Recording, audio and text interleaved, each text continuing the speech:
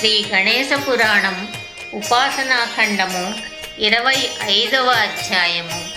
చంద్రసేన రాజు వృత్తాంతము. కౌండిన్యపురమును చంద్రసేనుడనే రాజు పాలిస్తూ కాలధర్మం చెందాడు. అతడు ధర్మాచరణపరాయణుడు కాబట్టి అతనికి స్వర్గం సంప్రాప్తించింది. రాజు అకాల మరణానికి పురజనులు మిక్కిలి దుఃఖించారు. పురవాసులు గతించిన ప్రభువుకు నివాళులర్పించడానికి రాజమందిరానికి వచ్చి ఘోరంగా విలపించసాగారు. కొందరు విచారం తట్టుకోలేక మూర్ఛపోయారు, కొందరు తలలు బాదుకున్నారు, కొందరు పొల్లి పొల్లి ఏడ్చారు. ఇక రాజు భార్య సులభ విలాపానికి అంతే లేదు. సుమంత్రుడు, మనోరంజనుడు అను 2 మంత్రులు వచ్చి రాజు లేని రాజ్యం ఏమవుతుందో కదా, ఇప్పుడు ఈ నగరం అనాథ అయిందే, ఏమి గతి అని వాపోయారు. ఇలా అందరూ దుఃఖంలో మునిగిపోయారు.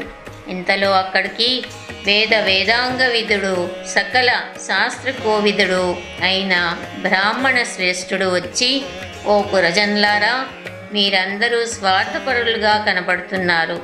ఏ ఒక్కడు రాజుకు ఆప్తుడుగా కనిపించడం లేదు. స్నేహితులు, బంధువులు కార్చే కన్నీళ్లు ప్రేత భుజిస్తాడు. మృతకళేబరం పృథ్వీకి భారం అవుతుంది.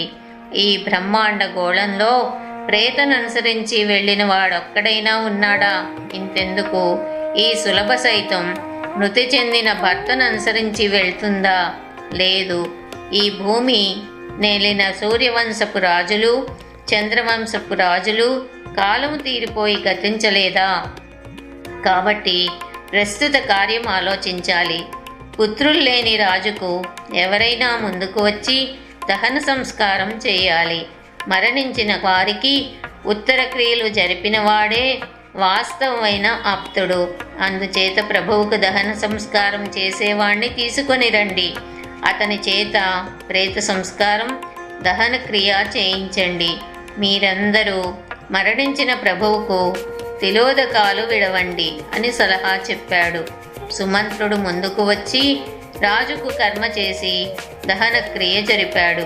అప్పుడు పురజనులు బ్రాహ్మణ్ణి సలహాననుసరించి రాజుకు తిలోదకాలు విడిచారు.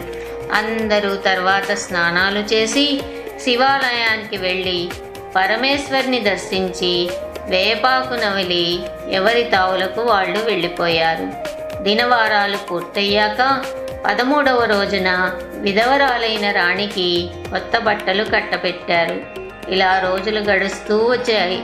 ఒకనాడు పట్టపు రాణి, మంత్రులు కలిసి రాజ్యపాలన విషయమై ఆలోచించసాగారు.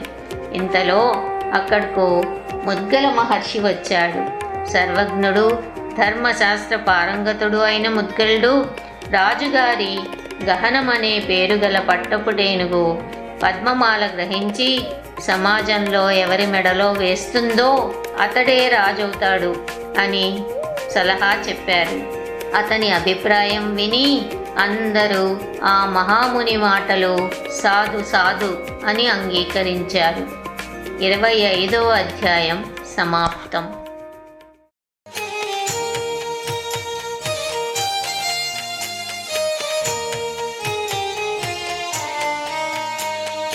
శ్రీ గణేశ పురాణము ఉపాసనాఖండము 26వ అధ్యాయము. దక్షుని రాజ్యాభిషేకము. ఒక శుభదినమున పట్టపుటేనుగును చక్కగా అలంకరించి దానిని పూజించి ఒక మణిహారమును దానికి అందించి, ఓ గజరాజమా, నువ్వు ఈ మణిహారమును ఎవరి మెడలో వేస్తావో అతడే ఈ రాజ్యానికి రాజవుతాడు అని నమస్కరించి భద్రగజమును జనుల మధ్యకు విడిచిపెట్టారు పురజనులు. ఆ అదృష్టం నన్ను వరిస్తుందంటూ సంబరపడుతూ బారులు తీర్చి నిలబడ్డారు.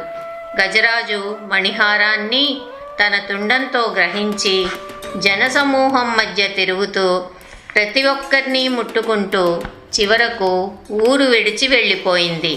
కొందరు మనకు ఆ అదృష్టం లేదనుకుని వాళ్ళ ఇళ్లకు మరలిపోయారు. కొందరు ఆవేదనతో వెంట వెళ్ళారు. పట్టపుటేనుగు సరాసరి గణేశుని పూజిస్తున్న దక్షుని ఇంటికి వెళ్ళి అతడి మెడలో మణిహారం వేసింది. ఏనుగును అనుసరించి వెళ్ళిన పురజనులు జయ జయధ్వానాలు చేశారు, దుందువులు మ్రోగించారు, దేవతలు పూలవాన కురిపించారు. ఏనుగుతో కూడా వెళ్ళిన మంత్రులు దక్షునికి నమస్కరించి, మహాత్మా, ఈ పట్టపుటేనుగు ఎవరి మెడలో మణిహారం వేస్తే అతడే ఈ రాజ్యమునకు రాజు. మీ మెడలో హారం వేసింది కాబట్టి మీరే మాకు రాజు అని విన్నవించారు. నగరవాసులు దక్షునకు నూతన వస్త్రాలు బహుకరించారు. దక్షుడు సహజంగా దైవ బ్రాహ్మణ భక్తి కలవాడు కాబట్టి అతడు ముందుగా దేవుణ్ణి పూజించాడు. పిదప సద్బ్రాహ్మణులను భూరి దానాలతో సత్కరించారు. తర్వాత తన తల్లిని పూజించి ఆమెకు నూతన వస్త్రాలు సమర్పించాడు.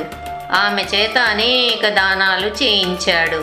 తల్లిని ఒక పల్లకీపై కూర్చోబెట్టి తాను భద్రగజమునెక్కి మంత్రులు గుర్రములపై తోడురాగా ధ్వజ పతాకాలతోనూ తోరణాలతోనూ లెస్సగా అలంకరింపబడిన పురంలో ప్రవేశించాడు. అప్పుడు గంధర్వులు గానం చేశారు, అప్సరసలు నాట్యం చేశారు. పురజనులు స్వస్తి వాక్యములు పలుకుతూ దక్షుని నగరంలోనికి ఆహ్వానించారు. తదుపరి రాజనాంచనాలతో అతన్ని సభాభవనానికి తోడుకొని వెళ్ళారు. మంత్రులతోనూ సామంతులతోనూ నగరవాసులతోనూ సభాస్థలికి కిరిసి ఉంది. దక్షుడు తనకు గురువు దైవము అయిన ముద్గల మహర్షిని ఆహ్వానిస్తూ శ్రీముఖం పంపాడు. సుమంత్రుడనే మంత్రితో కూడా సవారీని పంపాడు. మంత్రి మహర్షిని సాదరంగా ఆహ్వానించి పల్లకీలో కూర్చోబెట్టి తీసుకుని వస్తూ ఉండగా దక్షుడు ఎదురేగి మహర్షికి స్వాగతం పలికి ప్రణమిల్లి సభాస్థలికి తోడ్కొని వచ్చి ఒక ఉన్నతాసనంపై మహర్షిని కూర్చోబెట్టి మహర్షి అనుమతితో తానొక ఆసనంపై కూర్చుని, గురువర్యా, ఇదంతా తమ కటాక్ష బలము, తమ మహత్యం పురజనులు గుర్తించారు. తమ అనుగ్రహం వల్లనే కదా నాకు అందమైన శరీరం కలిగింది. తమ కృప వల్లనే నాకు ఈ రాజ్యం సంప్రాప్తమైంది. తమరు నాకు సాక్షాత్తు నరరూప గణపతులు. ఓ ఋషివర్య, మీ కరపద్మంను నా శిరస్సుపై ఉంచి నన్ను ఆశీర్వదించండి అని ప్రార్థించాడు. ముద్గలుడు దక్షుని వినయ విధేతలకు మిక్కిలి సంతోషించి, నతే భయం రిపుకృతం భవిష్యతి కదాచన యం యం కామయసే కామం సర్వం తత్తే భవిష్యతి. ఓ రాజా, నీకు ఎప్పటికీ శత్రుభయం ఉండదు. నువ్వు ఏమిటి కోరుకుంటే అది నీకు జరుగుతుంది అని దక్షుని శిరస్సుపై చేయి ఉంచి ఆశీర్వదించాడు. వేదోక్తంగా దక్షుని పట్టాభిషేకోత్సవం ఘనంగా జరిగింది. దక్ష మహీపతి ముద్గల మహర్షిని గో భూదానాలతో సత్కరించాడు. మిగిలిన బ్రాహ్మణులను యథార్హమైన దానాలతో సంతృప్తిపరిచాడు. బ్రాహ్మణులు రాజును ఆశీర్వదించి వారి వారి ఇండ్లకు మరలిపోయారు. తర్వాత రాజు మంత్రులకు అంతఃపుర పరివారమునకు గ్రామాది దానములిచ్చి వారందరినీ సంతోషపెట్టాడు. పిమ్మట కుండిన నగరంలో గల జీర్ణ దేవాలయ పునరుద్ధరణ కార్యం జరిపించి చుట్టూ ప్రాకారం కట్టించి చక్కని మండపములు నిర్మించి ఆగమ శాస్త్ర ప్రకారం ఆలయంలో గజానన విగ్రహం ప్రతిష్ఠించాడు. వల్లభుడు ఈ వృత్తాంతమంతా జనుల ద్వారా విన్నాడు. అతనికి స్వప్నంలో గణనాథుడు కనిపించి అతని కుమార్తెను దక్షునికిమ్మని ఆజ్ఞాపించి అంతర్ధానమయ్యాడు.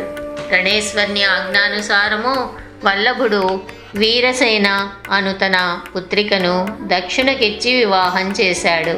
వీరసేన దక్షులకు బృహద్భానుడనే కుమారుడు కలిగాడు.